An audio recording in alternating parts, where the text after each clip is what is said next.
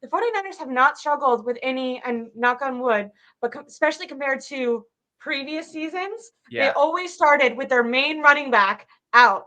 So in hindsight, we should have known that they were going to start fast because not only was their main running back healthy, but also their main running back is better than any other running back they've had.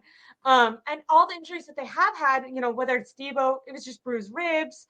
Ayuk missed a game, but they even said he wouldn't. It wasn't like if it would have been the Cowboys game, he wouldn't have missed it. It was just Yep. soreness, and it was against the Giants, Cardinals, one of those. Giants. Whatever one he missed was just to rest it. Like all the injuries that they've had, even Aaron Banks injury update, by the way, guys. During the broadcast, they said maybe it would be a bicep issue. Kyle Shanahan in his press conference or his press call today said that it was just a shoulder thing, right? You were on It's it. just mild. It should nothing be detrimental. If any, Yeah. he won't miss more than a game if he does miss a game.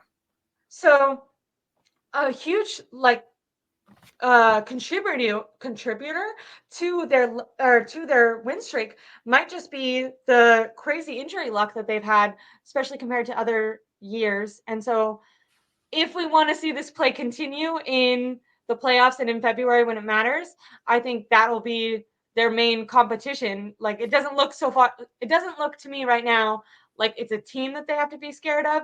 It's can they sustain this success and this momentum, and can they do that without being injured? I mean, we've been talking about how dominant Christian McCaffrey is. I'm not a bettor. I don't even understand sports gambling, but if there's a way to gamble on Christian McCaffrey getting a touchdown, please do that. They're trying to break Lenny Moore's record. He got a touchdown in 18 straight games, and until there's been 18 straight games, everyone should bet that Christian McCaffrey is going to get a touchdown because that's quite literally the first thing that they do every single game is make sure he gets that. And I know that they're going for that record. I know he tied Emmitt Smith last game with his 14th straight game with a touchdown, but the record is Lenny Moore, and I guarantee you that they know that that's the record, and I guarantee you that they're going for that. But we were talking about Fred Warner for Defensive Player of the Year. Kyle Shanahan last press conference was asked about MVP and Christian McCaffrey, and all us fans have been like, let's settle on Christian McCaffrey. And Kyle Shanahan's response to that was, oh yeah, well he'll need more stats, so I got to get him the ball more. So and that's what he's doing. So injuries seem to be what I would be most concerned about moving forward. They have had incredible injury luck. Do you have any kind of last comments on their injury luck? I would love, you're kind of in the media, you write. I would love to like have someone ask if Kyle Shanahan has done anything different. That like, is it, I wonder if it's purely luck, like just thank the football gods they have not gotten injured, or maybe they're setting up their practices differently, their training camps differently coming into the season, because that is, I mean, every other year, I feel like if you went to Kyle Shanahan and tried to have an honest conversation, one, he would shit on Jimmy Garoppolo and say, well, it's because we luckily have a quarterback that's not afraid to throw the ball and isn't a statue. But then secondly, he would be like, we're not injured. So do you have any comments on that? I didn't make that question very clear. I just kind of ranted. Yeah, no, I was thinking about that actually kind of too when we're talking about best team in the NFL, like what's their weakness, what can we even nitpick them about? And that's number one, who's the probably their greatest opponent right now is themselves. So don't shoot themselves in the foot, which they do a tremendous job doing. They don't turn the ball over. Brock Purdy hasn't thrown a pick, which I failed to mention that in the real deal. He hasn't thrown a pick since week 17, New Year's Day against the Raiders. Just complete donut on the stat sheet with that. That's freaking incredible and needs to get talked about more than anything else he's doing. That's insane because he could have thrown at least had 3 games of picks and he would have been justified. He has 0. That's insane. So that's number one, like that, like not fumbling the football. I know McCaffrey did at the goal line. That's kind of brutal. But when you're a star player, you can afford that because obviously you're the star player and you do so much for them that it's okay. Yeah, you're like Jordan Mason did that and he would have never gotten the ball again. Oh yeah, Jordan Mason did that's bad. Which actually I noticed like he was really making sure to really cover it up because I think he knows if he fumbles it, he's probably not going to get an opportunity again. So I would advocate that. I think now Jordan Mason needs to be the running back 2 behind McCaffrey than Elijah Mitchell, which we're talking about injuries, right? That's why I want him to be running back 2 is because we can't keep, and I was writing about this back in July. The 49ers need to start slowly phasing Elijah Mitchell out as running back 2 and make him the 3rd string over behind Jordan Mason because running back 2 is so crucial. Even when you have a workhorse like McCaffrey, who you're pretty much force feeding 90% of the time, because you want your backup to be someone that you can depend on. You know what you're going to get with Mitchell. Is he going to be there? Is he going to be healthy or not? And if he is healthy, is there a ramp up? It's like, what? Like, there's too much intricacies with him. It's too much to worry about where it's like, I'm better off keeping you as running back 3 because I still can always still spell you in there if I really want to trust it back. But I'm just going to keep Macing in. He looks probably better than you. He's dependable. So I'd rather keep that. So injuries, yeah.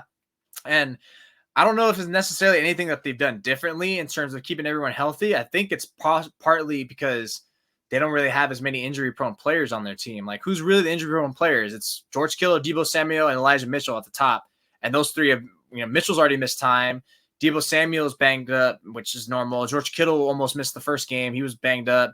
So it's pretty much normal for those 3. McCaffrey probably the only one who was injury-prone, but I feel like he's starting to really peel himself away ever since last season.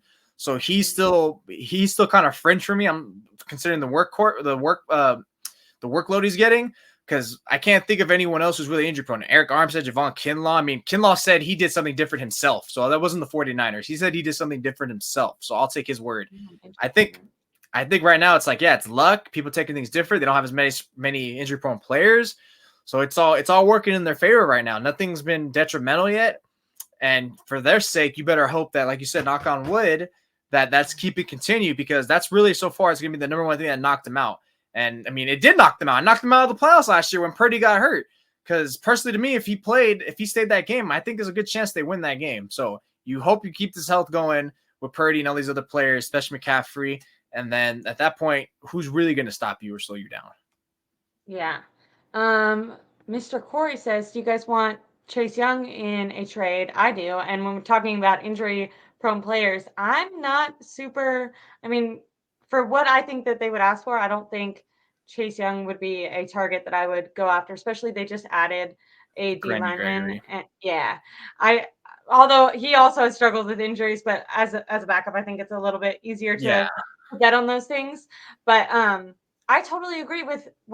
I've been nervous. I feel like maybe I'm like Kyle Shanahan. I like always go for the negative. So I've been nervous with how much they've been using Christian McCaffrey. Seeing how well Jordan Mason performed last night did really like kind of alleviate some of that. And just seeing that Kyle went to him earlier on, like I think maybe Kyle is realizing that he doesn't need to be running Christian McCaffrey when they're up 42-10. So hopefully he sticks on that, because I agree. I think having their stars at full strength when it comes playoff time and more important games is going to be critical. You see guys like Kittle, he's injury prone, but I feel like, I don't know if it's him specifically or the way that they call his number. I do feel like they try to conserve him. I feel like you can always bet on primetime Kittle. He seems to show up. I mean, he scored last year against the Cowboys. Sometimes divisional games he'll really go out, but I feel like next against Cleveland at 10 p.m., I would not put my money on it being like a prime George Kittle game. So I think he does a pretty good job at like understanding he's a little bit older. He hasn't showed, in my opinion, that he's like slowing down when he's in the game physically, but I do think he's probably being smart about going all out 100% of the time and like when to choose his battles. Deebo is a little bit struggling, but I mean, he's in such better shape this year. I think it helps, because I think a lot of his problem was more soft tissue stuff, which I think comes from like maybe not being as in shape and then trying to like sprint down the field at 100 million miles an hour. I agree with your Jordan Mason as running back to take, which is a shame because Elijah Mitchell is so good, and like you see so much promise, and especially coming his rookie year, how good he was like straight out the gate. It's just a shame. I mean, he gets injured in practice nowadays. Like he's not even could have been always too much. It's just too much. At some point, it's like I'm tired of keep putting someone at not a pivotal position, but I guess I would say a key enough role behind McCaffrey, and be like, I can't depend on him, which matters. And the Deebo and George Kittle, I think it's also factoring in his usage. Notice how they really haven't really been going off through 5 games so far. Kittle just went off. Deebo went off against the Giants. I know Ayuk. It's pretty much been the Ayuk McCaffrey show and a platoon system. And I think Kyle Shanahan's doing that intentionally, because he knows that if towards the latter half of the season, especially the playoffs, he needs those guys in tip-top shape or enough, because those two are always going to the playoffs being hurt some way, somehow, like always hurt or not dealing with something. So it makes more sense to like, hey, we're so good, we don't need to like really use them to their maximum capability in the first half of the season, rather than let them coast, which once again, back to what we said, cruise control, and then we can start unleashing the floodgates. And if it's a close game, like against the Rams again, or later on against the Eagles, then yeah, we can use them. Like those are the situations where like, okay, I get it. It's a close game. It's a pivotal game. You need it. But like a game like, the Cowboys, or even the Cardinals, whatever, like, okay, let's try to reel it in now towards the later game, especially if we're at multiple scores. Yeah, I definitely, and I think it seems like Kyle Shanahan has that mindset. Like if so far, if they've been getting up, even though he's saying, I want to put my foot on the gas, he's not, he took the starters out basically in the third, most of the starters out basically in the third quarter.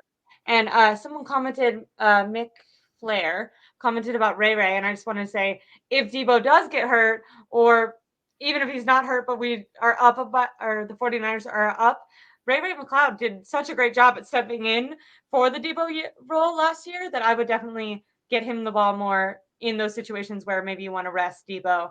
But I think keeping Ayuk going and keeping Ayuk healthy with that connection he has with Purdy is going to be extremely important. But we're going to get out of here soon, but I wanted to just look at a couple more comments. Are you going to any games this year, Jose? No, no, I don't go to the No? games unless they approve me. I'm not going to any games. I don't pay for Okay. the games anymore.